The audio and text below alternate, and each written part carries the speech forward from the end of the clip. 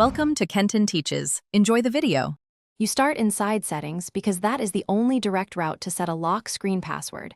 Open Settings and tap Face ID and Passcode or Touch ID and Passcode. Once there, choose Turn Passcode on and the system prompts you to create a passcode.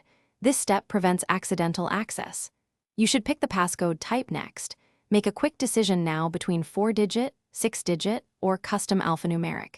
This choice balances convenience versus security, so consider how strong you need it to be. You now choose the passcode format. Tap Passcode options and select 4-digit, 6-digit, or custom alphanumeric. Each increases complexity and protection. Once chosen, enter your new passcode slowly and deliberately so you don't lock yourself out, then re-enter to confirm. The iPhone verifies both entries match. After confirmation, make sure to enable Face ID or Touch ID if you want quicker access. These biometric options are stored securely and pair with your passcode for recovery. You finish by reviewing Require Passcode Timing, set it to immediately for strongest protection or a delay if you need convenience. Once done, test the lock screen. Lock the phone and unlock with the new passcode to confirm success. If anything goes wrong, don't panic.